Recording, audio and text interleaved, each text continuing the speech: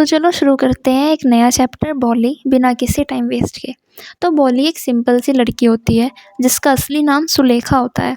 बचपन में वो एक एक्सीडेंट का शिकार हो जाती है जिससे उसके चेहरे पर दाग आ जाते हैं और वो बोलने में भी अटकने लगती है। इस वजह से लोग उसे बॉली कहकर बुलाते हैं और उसका मजाक उड़ाते हैं। घर में भी उस पर ज़्यादा ध्यान नहीं दिया जाता क्योंकि सबको लगता है कि वो कुछ नहीं कर पाएगी। भोली अपने भाई बहनों में सबसे ज़्यादा इग्नोर्ड होती है, जिसको सबसे ज़्यादा इग्नोर किया जाता है। घर वाले भी बस इतना सोचते हैं कि एक दिन उसकी शादी कर देनी है बस। जब उसे स्कूल भेजने का फ़ैसला होता है तो भोली बहुत डरती है। उसे लगता है कि स्कूल में भी लोग उसका मज़ाक उड़ाएँगे और टीचर्स भी डाँटेंगे। वो बहुत इनसिक्योर फ़ील करती है जब वो ये सब सुनती है। लेकिन स्कूल में उसकी ज़िंदगी का एक टर्निंग पॉइंट आता है।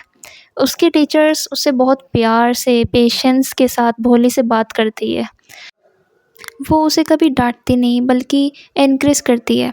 टीचर भोली को समझती है कि वो कमज़ोर नहीं है। धीरे-धीरे भोली पढ़ना, लिखना और बोलना सीख जाती है और उसका कॉन्फिडेंस बढ़ने लगता है। टाइम के साथ भोली एक स्ट्रॉन्ग और समझदार लड़की बन जाती है।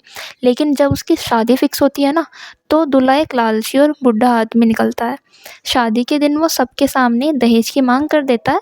पहले वाली भोली होती तो शायद चुप रहती, लेकिन अब वाली भोली बिल्कुल अलग होती है। भोली सबके सामने हिम्मत दिखाती है और शादी से मना कर देती है। वो कहती है कि वो अपने सेल्फ रिस्पेक्ट के साथ कोई कॉम्प्रोमाइज़ नहीं करेगी। ये डिसीज़न उसने उसके लिए बहुत बड़ा होता है और सब लोग हैरान रह जाते हैं। आखिर में भोली डिसाइड करती है कि वो पढ़ लिख कर अपनी ज़िंदगी खुद बनाएगी और अपने टीचर के साथ रहकर उनकी मदद करेगी। तो ये चैप्टर हमें मैसेज देता है कि भोली चैप्टर हमें सिखाता है एजुकेशन सिर्फ किताब को ज्ञान नहीं बल्कि कॉन्फिडेंस और सेल्फ रेस्पेक्ट भी देती है। जो लड़की कभी सबसे कमज़ोर समझी जाती थी वही अपनी हिम्मत से सबसे स्ट्रॉन्ग बन जाती है। Thank you. अगर पसंद आया तो लाइक सब्सक्राइब करें।